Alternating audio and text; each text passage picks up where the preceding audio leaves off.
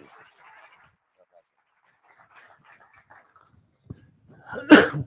Al, it's a great pleasure to be here with Rahul Gandhi and with a not quiet audience. I think we've already discovered a lively audience. And there's a lot to discuss. I'll just keep a vague eye on the time, including the most recent election. But I'd like to start, if I may, with a higher altitude perspective of how we got here. Situation where Modi's still got a third term in spite of having had his wings clipped. How did India reach this situation, the country of pluralism, secularism, your family's great role? What happened in the last 15 years to bring this about? I mean, I think, first of all, of course, Mr. Modi has a central role in it. But I don't think it's only Mr. Modi. And I also don't think that it started in 2014. The general dynamics, the architecture and the forces that eventually got Mr. Modi are older. They just combined well in 2014. And I think India has had this fight. Modern India has had it embedded in it, the fight for and against the Constitution. And that's really the heart of it. The idea that all Indians should be equal, all Indians should be valued and treated in the same way versus a hierarchy. And the idea that, there is a hierarchy in India, a caste hierarchy, and that should be defended at all costs. So this is the conflict, and it's not a new conflict. I mean, if you go back in Indian history, you can go back 1,000 years, 2,000 years, you'll see this conflict. And there it's a philosophical battle, and then it has its political structures.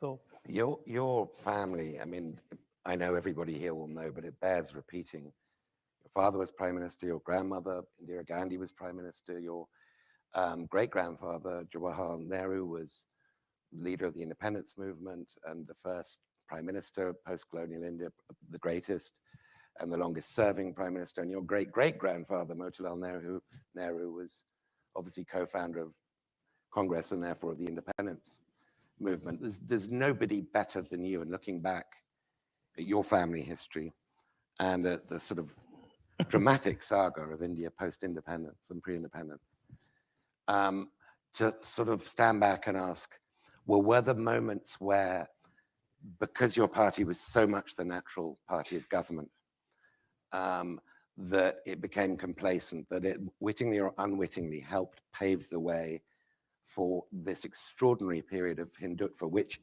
we'll get onto in a moment, may be receding, may or may not be receding, but is the self-analysis Congress should do, even now, to figure out how we got here? No, look, politics ebbs and flows, right? And it's a contest, it's a competition, and you go up and down in that competition, and that's just part of it.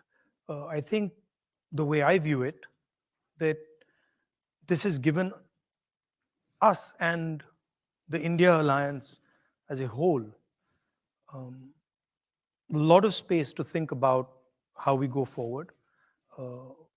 I think the politics in India has fundamentally changed. And so from our perspective, what we see, and some people would agree and some people would disagree, but what we see is that there's a clash of visions. We don't agree with Mr. Modi's vision. We fight it. And for us, we are trying to now put in place the basic foundation, the basic building block of a new vision for the country. And the Congress party has periodically done this. It's not the Congress Party. I mean, if you look at the Congress Party and you compare it to uh, other political parties, it has this ability to reinvent itself, right? So you look at the 70s, the Congress Party nationalizes the banks, and then it does a complete U-turn, you know, in the 90s, and then is going with liberalization, with open economic architecture. I think there's a design element in the Congress Party that has been put in place by Mahatma Gandhi, and it has certain qualities as a political organization which are very powerful. I mean, I was watching the elections, and there was a point in the elections when we sat down with our treasurer, and he was saying, look, the bank accounts are frozen. Now, how are you supposed to fight an election um, if your bank accounts are frozen? And so we were like, okay, we're done. That was the uh, reaction, and we really didn't have an answer. But then the Congress Party fought an election with its bank accounts frozen, and has basically destroyed the idea of Modi, right? So it has, and you can see it because when you see the Prime Minister now in Parliament, and I come face to face with him, uh, he's psychologically trapped, and he basically cannot come to terms. He cannot understand how this has happened, right? So it's, for me, sitting in the Congress Party and watching it is quite an amazing thing, because uh, it's a political party, but then it's a whole set of ideas. And now looking back, I mean, I realized that the Congress Party fought the British Empire. And there's a reason the thing survived that. And it's in the basic architecture of the party. Now, sometimes the party um, goes away from that architecture. So I differentiate between the Congress idea, the Congress philosophy, value system, and the party organization. And they don't necessarily 100% overlap. But when they start coming close, then it starts to become very powerful. Okay, let's get into the election. I mean, as you say, it was not fought on a level playing field. I think it's fair to observe with your frozen bank accounts, what's happened to my profession, the media in India, is quite dramatic. Restrictions. And of course, you had a prime minister who was expecting not just a hat trick, not just a third consecutive victory, but to lift his majority from what I think it was 303 he had in the last Lok Sabha out of 543, a clear majority, to 370 up to 400, a super majority. In the event, gets 240. Now, with your bank accounts frozen and the media playing field not being level and all the rest, how do you explain this? Is this because you formed this India alliance and had essentially power sharing of who ran where? Is it because the fruits of growth really weren't trickling down to most Indians in what is objectively a very high growing economy? Or was it a more principled thing, backlash against Hindu nationalism? Was it all of these or something I haven't mentioned? No, multiple things. Multiple things came together, right? So, for example, prior to the election, we kept stressing on the idea that the institutions have been captured. And whenever we'd go, India Alliance would go, we'd stress on this idea that, look, the institutions are captured and we don't have a fair playing field. The education system is captured by the RSS. The media system is captured. The investigative agencies are captured. And we keep saying this. And people were not quite getting it. And we would keep saying it again and again and again. And somehow they were just not getting it. And we couldn't understand why, because we were like, it's obvious to us, it's obvious to them, and something wasn't working. And then in one meeting, uh, one of the people who works with us said, listen, try holding up the Constitution. And so I started holding up the Constitution. And everything we had said suddenly just exploded. So India realized in this election, and really, I mean, not to divide it so crudely, but poor India, disenfranchised India, oppressed India, that India, it understood that if the Constitution goes, the whole game is gone. And so that was the first sort of, I saw it, there was a shockwave that when I would hold up the Constitution, it would go. Like I could see the shockwave going, that people are like, oh yeah. And then people started coming to me, when you're in these meetings, you'll start hearing from the sides that, they'll bring a Constitution or they'll start saying it. So what was very interesting to me was poor people deeply understood that now this was a fight between those who are protecting the Constitution and those who want to destroy it. So that was one very strong element. There was also the caste census issue that became big. And that's a fundamental question in India.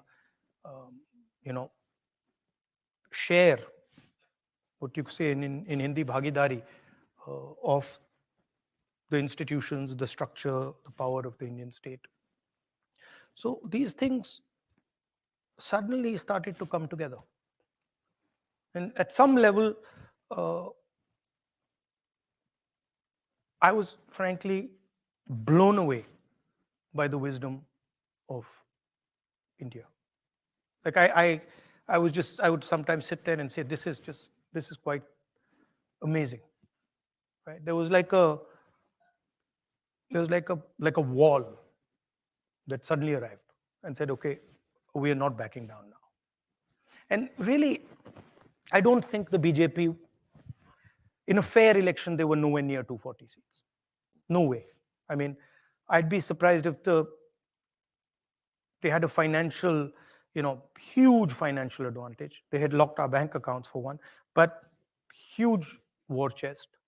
The election commission was doing what they wanted. I mean, the entire campaign was structured so Mr. Modi could, do his thing across the country. States where they were weak were designed differently than states where they were strong. So I don't view it as a free election at all. I view it as a rather controlled election. What's your confidence? Well, clearly your goal now is to win the next election. And it struck me there's one of two ways, maybe both, that this could come about. One is that Modi is like, he's no longer godlike, as you say. He's sort of dented. He's down. He's not out, but he's down. Psychologically quite harmed, expecting this affirmation of his being above ordinary political mortals and not getting it. And that might lead to splits, infighting within the BJP. He's got no obvious successor, right? My analysis is different. Okay. My sense halfway through the campaign was that Modi didn't think he was getting anywhere near 300, 400 seats. And I think early on he realized that this thing's going wrong, right? And we were getting inputs from the regular sources. Some of the intelligence agencies we were getting some of that information. It was pretty clear that they were in trouble. And so there was this internal thing going on in the prime minister that I could see. And psychologically, that how is this now happening? Because he's a person, as you know, he was in Gujarat many years, never faced political adversity, then Prime Minister of India, and suddenly this idea started to crack. And we knew when he said that, I speak directly to God, we knew that there had been that we had actually blown him apart, right? And and and that the psychology had gone. And so people think that, well, this was the Prime Minister sort of saying that, look, I'm special, I'm unique, and I talk to God. But that's not how we saw it. Internally, we saw it as a psychological collapse that, what's happened here? How is this thing not working? And it's not just the Prime Minister, it's deeper than that. So what has happened in India, and you'll see it, is that the coalition that brought Mr. Modi to power has collapsed. It's broken right down the middle, right? So you'll see in these elections that they will struggle. They will struggle, yeah. Because the basic idea that Mr. Modi is running a government for the people of India is gone. Now the idea has been replaced. 2-3 ideas have replaced it. Number one, that there is a huge nexus between the government and 2 or 3 really large businesses. 2, that the lower castes, particularly the OBCs and the Dalits, have been taken for a ride. And this is very strong right across the board. And I mean, we poll it, we can see it. You promised during the campaign a caste census so that you could then update the share of public sector jobs. Well, you could expand the share of public sector jobs reserved for lower castes. See, there's the elephant in the room, right? Is when we talk about capture of institutions, when we talk about businesses, when we talk about the media, the elephant in the room is that 90% of India, OBCs, Dalits, Adivasis, they don't play the game. They're not even in the game, right? And that's really the elephant in the room. So the caste census is a simple exercise. And actually, it's more than the caste census. Caste census is one of 3 ideas. It's a simple exercise to say, okay, we've been, we got independence 1947. We've been going for a while now. Let's see how have the lower castes, backward castes, Dalits, how have they integrated into this system? What is it actually that they're participating in? And frankly, we've got the data. We've done our homework, we've got the data. And I can tell you, out of the top 200 businesses in India, right, there's almost no ownership of 90% of the population. I can tell you that in the highest courts of the country, there's almost no participation of 90% of India. I can tell you that in the media, national media, anchors, journalists, there is zero participation of lower caste, OBCs, Dalits, Adivasis, right? So, and the people know this. It's not that this is not known. The large mass of people understand this, and they look at India and they say, okay, where is our participation? And the idea of the caste census is simple. We've not taken any policy position. We're just saying, look, we want to understand, we want a snapshot to understand where we at. What is the participation level of lower caste, Dalits, OBCs, poor general castes, right? And that's really the caste census. Now, there are 2 other components, which we've also said, but have not really been put out that much. One is the idea of a socio-economic survey. So we want to not only understand how many Dalits there are, how many OBCs there are, but we want to understand what their social position looks like, what their financial position looks like, what their economic position looks like. And the third component, which I think is very important, is we also want to understand, we want to take a look at India's institutions. We want to look at the media. We want to look at healthcare. We want to look at education, the owners, the structures that deliver these services. And we want to get a sense of what is India's participation in these institutions. So these are an institutional survey, a socio-economic survey, and a census. Is there any reason why you wouldn't expand that to include the role of Muslims in modern They're India? included in that. It's So not they're just included Muslims. in the OBC It's minorities. category? No, it's Minorities everybody. first. It's Okay. even if you look at the general caste, you will find that there is a huge divide between poor general castes and well-off general castes, right? And that's the same for minorities. It's the same for Adivasis. It's the same for OBCs. It's the same for Dalits. I mean, the reason I pressed you on that is because older people in this audience, and maybe some of the younger ones, will remember in 1992 when VP Singh's government announced its expanding government reservation system to other backward classes, not just Dalits. That's when LK Advani, the BJP leader, launched his Rath Yatra on Ayodhya, which resulted in the vandalism, the destruction of the Babri Masjid. So there is this sort of chemical interaction between caste and Hindutva reacting against it, mostly upper caste-led Hindutva. So you confident of the politics of this? I mean, because this has a history, right? Look, from our perspective, if we talk about a nation that is going to progress, and if we talk about India becoming a modern nation, we have to ask the question about participation of 90% of our population. We can't just ignore it, right? There's just no way we can ignore it, because frankly, if we go down this path, it's not sustainable, right? So it's not a question of caste or religion or Hindutva or anything else. It's a question of fairness. I frankly, as a politician, I don't want to live in a country where 90% of the people do not have access to opportunity. I'm not interested. So that's my position.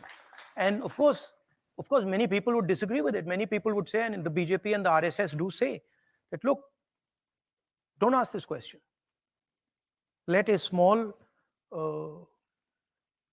minority of people just take all the fruits of the country. Now that's the fight, right? I mean, Mr. Adani and Mr. Ambani are a small component of that. They're a huge component in the business world, but they're a small component if you look at the entire picture. Mm-hmm. I want to keep an eye on the time because I want to leave at least 20 minutes for questions. So we've got a couple more from me, if I may. Let me play. Can I just say one more thing? I'm of the view, and I think most people who are involved in this will agree with me, that this is now an unstoppable idea. So if somebody thinks that now they are going to stop 90% of India from asking these questions, from demanding a census, from asking the question about how much participation do they have in our institutional structure, I don't think it's going to work. I think that the pressure is way too powerful. But assuming, and I'm sure you're right, that this survey does produce the kind of picture in detail that you've just outlined, what would be the policy implications? Would it be larger reservations for... That would depend on what comes out of these studies, right? But if you ask me personally, I think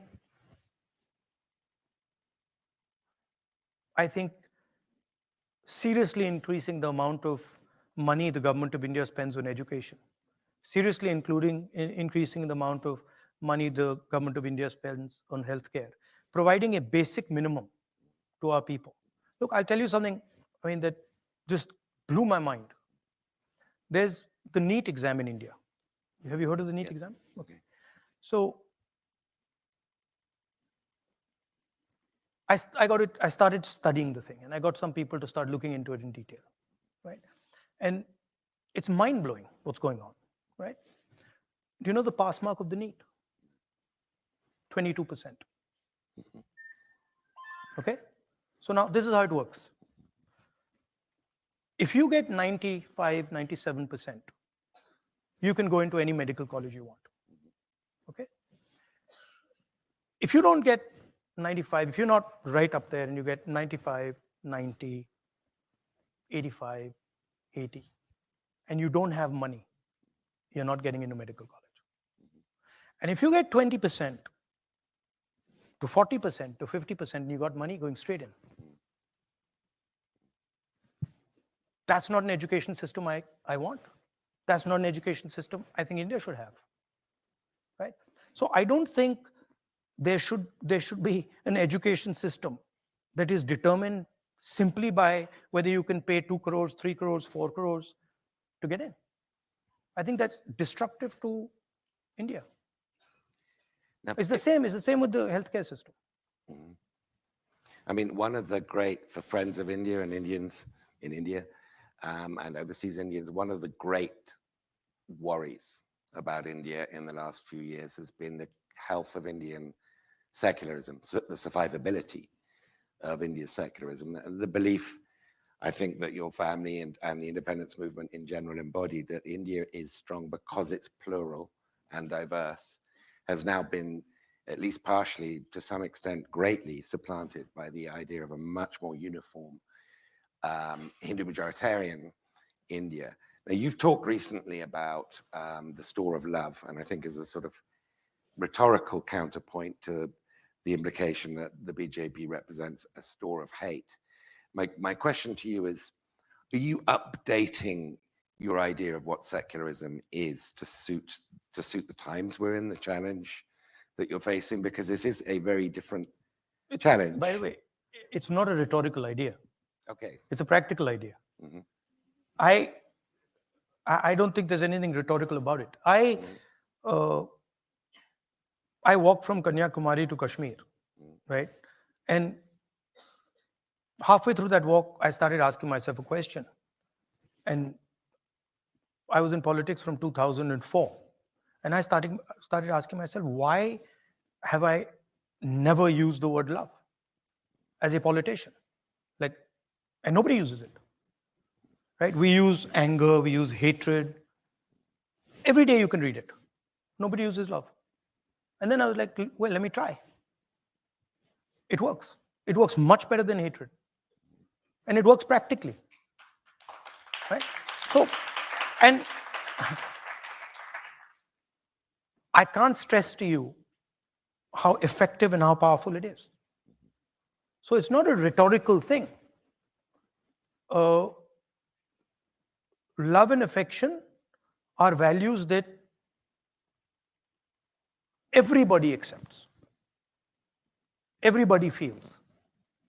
You feel it for your family. You feel it for your country. You feel it for your friends. So why is it not in the political lexicon? Right? So I think it's not a question of redefining secularism. I think that there is a stream of politics in India represented by Mahatma Gandhi that starts with this question. And that was what his life was about. That we are not going to accept violence, hatred, anger as values. I used to, you're saying rhetorical. I was in politics from 2004 to when the Yatra started. Nobody. If I used to meet them, they used to say, hello, Mr. Gandhi, how are you? Very nice to meet you. Lovely to meet you. Nobody ever said, I love you. Now, no, I'm serious. Now I walk out, I'm serious. I walk out to a restaurant and after the restaurant saying, we love you. No. I mean, I don't understand. I don't understand why Why is it like it's sort of some complex, right? That politicians have, that somehow they're not allowed to show affection for people, or they're not allowed to be affectionate. They're not allowed to be loving. And I discovered that I did it in my yatra, and it's changed my way of looking at my work completely.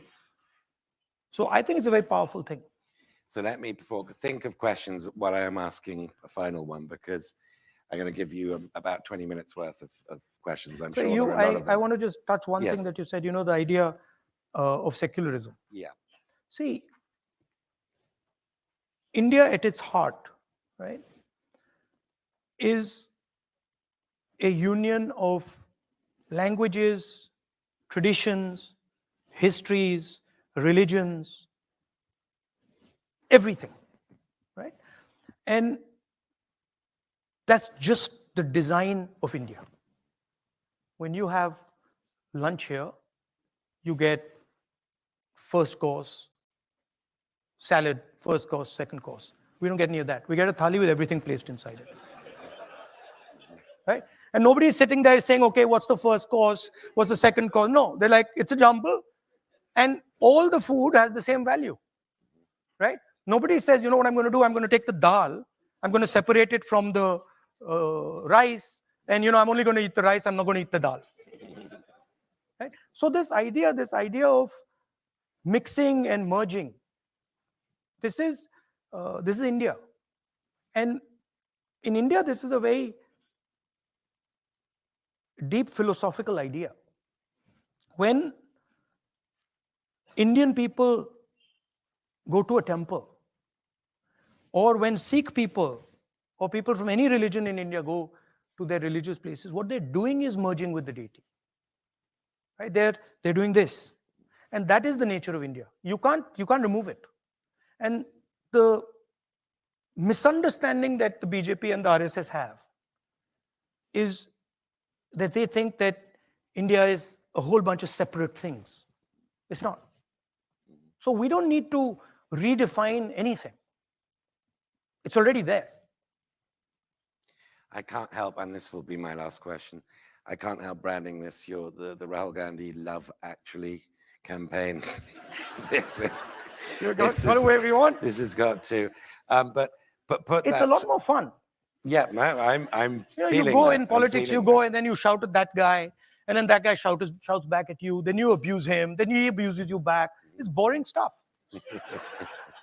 It's tiring, So between now and like, you'll be surprised. I mean, you will be surprised, but I don't actually hate Mr. Modi. I don't. Like, I get up in the morning and, okay, he's got a point of view, fine. I don't agree with his point of view, but I don't hate him. And in fact, in many moments, I empathize with him. Right? So it's not that I think that he's my enemy and now I hate him and he's got to be, no. He's got a different point of view, I got a different point of view. I have empathy and compassion for what he's doing. And I think that's a much better place to be. Instead of this thing that, him versus me. I don't think that's productive. Just very briefly explain, and I know it's hard to do it briefly, and I accept your point that love actually thing isn't just rhetorical. I stand corrected.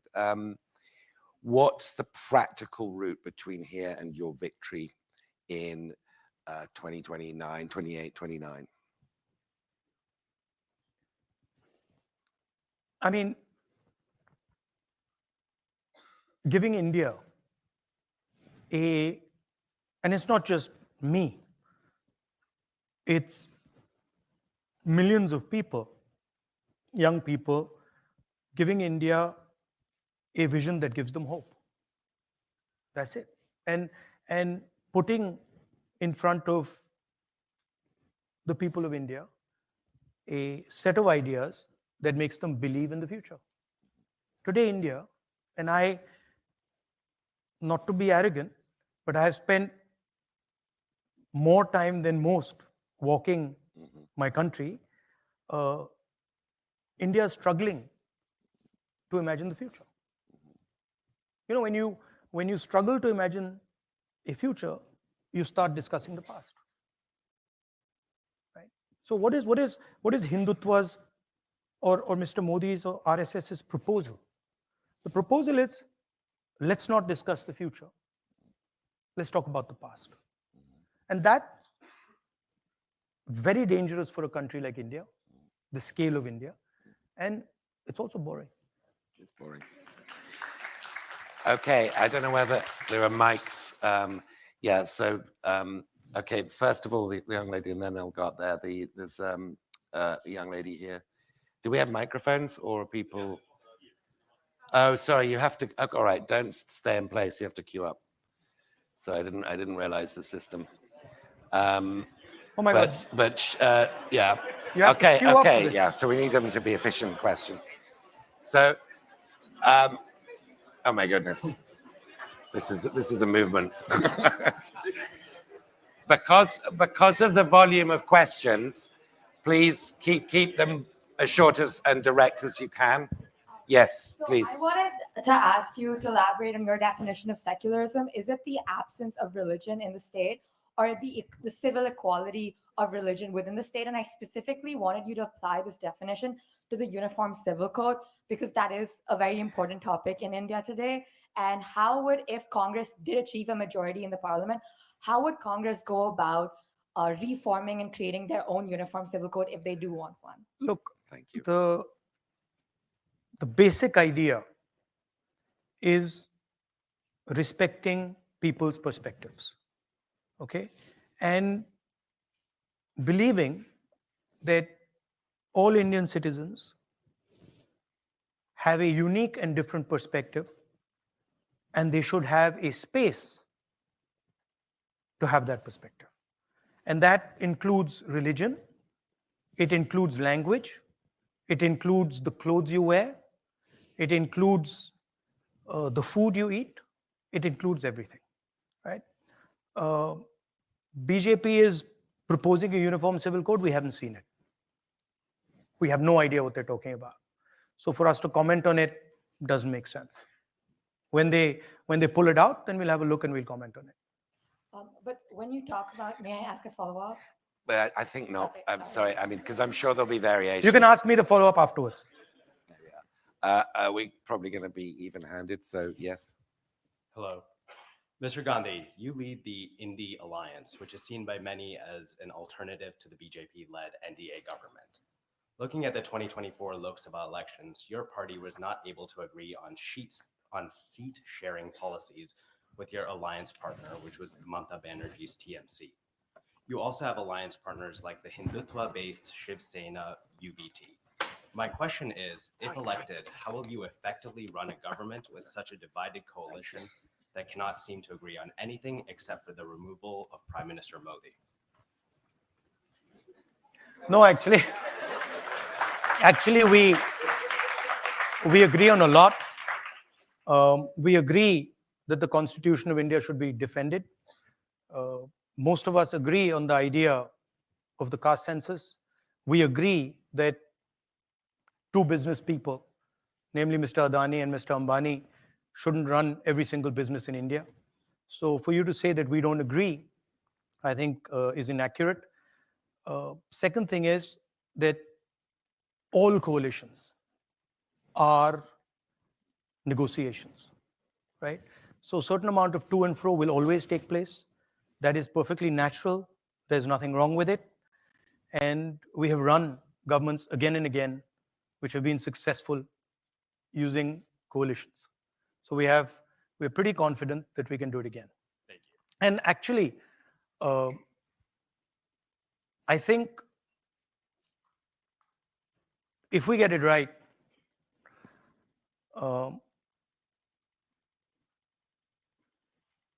we would, sorry, it's not India Alliance. That's a BJP framing. It's India Alliance. What's the last word stand for? What does the A stand Alliance. for at the end? So wouldn't it be redundant to say India No, Alliance? it's not. Because it's not. Because the whole idea of the alliance was to put across to the people of India that India is being attacked. And it was very successful. And generally the BJP people say India Alliance, but everyone else in India says India Alliance. Thank you. Have a great day. Thank you. Yes, please. Hello, Mr. Gandhi. Welcome to the Hilltop over here. My name is Nikash Harpanhalli. I am from Dallas, Texas, and I'm gay and Indian American. Last October, the Indian Supreme Court refused to legalize same-sex marriage. So my question for you, as well as Congress, as well as the India Alliance, is what is the future for Congress's policy towards gender and sexual minorities on the subject of love? What might that future look like in the next 4 years as BJP government continues?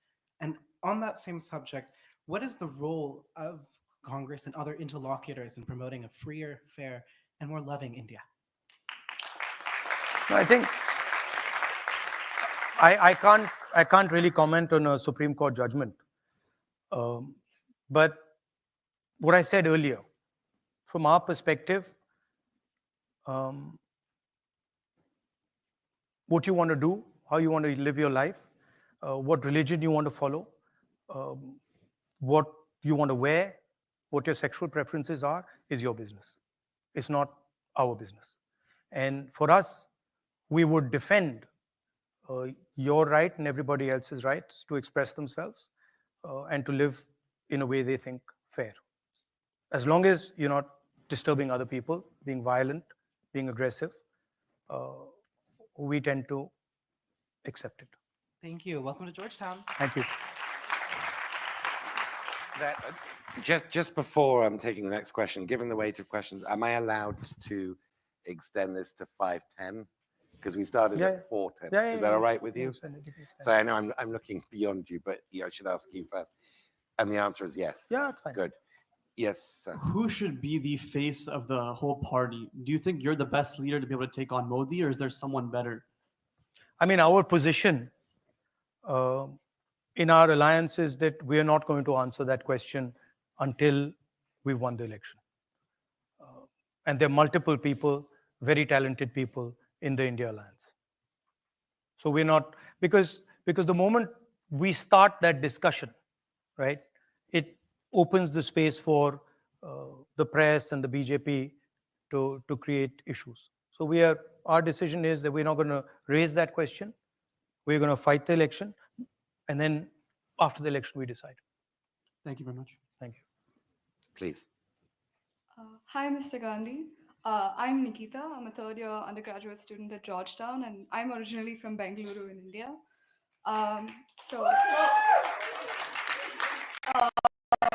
My question was more so, and you touched on this with the Congress bank accounts being frozen this election, but in December of 2023, when BJP still had the supermajority, there was the highest number of opposition MPs being suspended from parliament. So obviously it's a very different electoral distribution right now. So my question is more so like, how has your ability to exercise your right to free speech changed? What have you observed? And how is the opposition able to better fulfill its constitutional duties? Look, there are two different issues, okay? One issue is fighting and winning elections. And we're confident that we will fight and win elections against the BJP. And I think you will see it in the next 2 or 3 months that we will win those elections, okay? That's very different than undoing the damage the RSS and the BJP have done to our institutions. And that is a much deeper problem, and that's not going to get solved so easily and so simply. But we have to have a strategy for it. I still have 20 plus cases on me. I still have, in India, the law, right, is that you can only do a defamation case if you're the person who's being defamed. I have 20 of those filed by people who haven't defamed, right? So there's a huge set of structures that are being used to attack the opposition, investigative agencies, legal system. And that continues, that hasn't stopped. So, but the real challenge in front of India is how do you make our institutions neutral again? Yeah. Thank you. Thank you. I'm right in thinking that lots of people who called Modi objected to what you said about Mr. Modi, right? There are different libel actions from people called Modi, or is that a misreporting?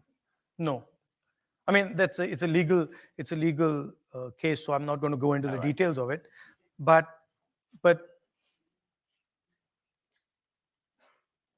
yeah, I won't go into the details of it because it'll get me into trouble. Fair enough. Hello, Mr. Gandhi.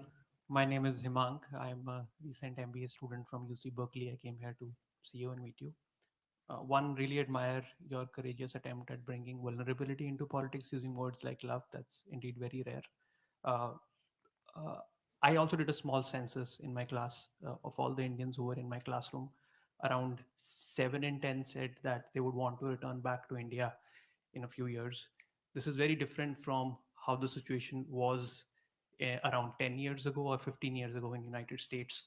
There seem to be like two factors which are sort of leading to this. One is just the state of American dream right now, and also the improving economic opportunities in India.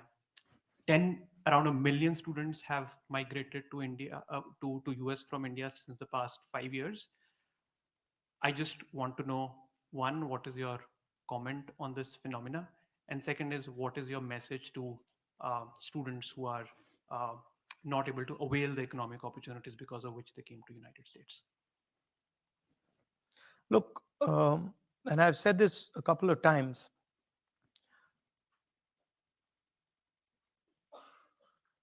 if you looked at global production in the 40s, 50s, 60s, you would find that it was carried out by the United States and by the West. Okay. If you wanted to buy a car in the 60s, you'd want to buy an American car. If you wanted to buy a refrigerator, you wanted to buy an American refrigerator. And the West and India handed that over to the Chinese, right? So the reality is that the cell phones you're using, the shirts you're wearing, the shoes you're wearing, most of them are not made in the United States. They're not made in Europe. They're not made in India. They're made in China, right? So there are two activities that countries can do. One is the organizing production. The second is organizing consumption. China organizes production. The West, India, America organizes consumption. China also organizes consumption. So Uber is organizing consumption. Ola in India is organizing consumption. Foxconn is organizing production. Elon Musk organizes production. The components of his car, of course, come from China. The batteries come from China. The motors come from China. And the problem is that a large country like India simply cannot get away with not organizing production. It just won't work because you will not create the amount of jobs that you need. That's what's happening. So if you look at India, you'll find that there is an IT industry. 1% of the population, 2% of the population, 3% of the population. But if you're a young person who wants a blue-collar job, it's not available. And the only way that job is going to get available is if you start producing, right? And India has just stopped producing. You look at our top businesses, Adani, Ambani, the big guys, they don't produce anything, right? So that's the real question. Now, there's a whole set of structures that don't allow production. Our GST is anti-production. Our GST is entirely designed to incentivize consumption, right? So you have to change completely the architecture of what you're doing. Our district, we call our district our We call them district collectors, right? They should be district producers, right? We need to think about getting into the act of production. And we're not doing that. And there's a reason, because the large monopolists don't want India to produce. It's much more convenient just to sell Chinese product, right? You get a rent on it, you sell it in India, you don't have to go through the rigors of production, you don't have to deal with the labor problems, you don't have to deal with the conflicts that production require you to deal with, and you make huge amounts of money. But it's not sustainable. And you can see social tension rising. You can see unemployment numbers rising. So that's really what India has to think about. You have every district in India has something unique they produce. Moradabad, brass capital. Mirzapur, carpets. Bellari, jeans. Surat, diamonds, right? Now, the Indian government has forgiven 16 lakh crores in bank loans to 25 business people. How many of those people were actually producers? How many small businesses were forgiven their loans? How many medium-sized businesses were forgiven their loans? Not a single one. Even farmers who are basically producers, their loans have not been forgiven. So my question is, why should 20 people, 25 people get a free gift of 16 lakh crores? For what? What have they done? And if you're giving them that gift, give it to other people as well. Right? So these are the type of questions that India will have to deal with. Now, to say that India can't produce is wrong. Because I can tell you examples where India is producing. I can tell you that Tamil Nadu does quite a good job at production. I can tell you that Pune does quite a good job at production. I can tell you parts of Karnataka are pretty good at production. The entire system is designed so that they can't succeed. Try. Go and talk to some of the guys. Go and talk to some of the guys who are trying to build automobiles and scooters in India and see what they say. The entire system is rigged against them. So that's what you have to think about. Thank you. We've only got a few minutes left. So if the last 2 or 3 questioners could be efficient, please. Absolutely. Namaste, Rahul Gandhi ji. My name is Apurva Ramakrishnan, and well, because in your talk you did mention caste and reservation, I'm going to throw you a hardball question. In that, I would specifically like to know your thoughts and your party's thoughts on at what point, if at all, would we move away, or would you move away from the idea of caste-based reservations being a permanent solution to the underlying grassroots issues that necessitate such reservation-based systems? At what point would we as a society, but more importantly, you and your party, look at caste as caste-based reservations as a treatment of these symptoms and not the actual problem? Why do you say caste-based reservations are treatment of the symptoms? Because I believe that the reservations, when they came about historically as well, were there to provide equal access to opportunity. And the issue is, even today, the access to opportunity is where the lag is there. And do you think there are better ways to strengthen our systems institutionally at the grassroots levels than the caste-based reservation? Well, let's look at the numbers. If you look at the Indian government and you look at, there's 70 bureaucrats who run the Indian government, secretaries to the government of India. These are the guys that take pretty much all the financial decisions in the government. Okay? If you add up Dalits, tribals, OBCs, they come to 73%.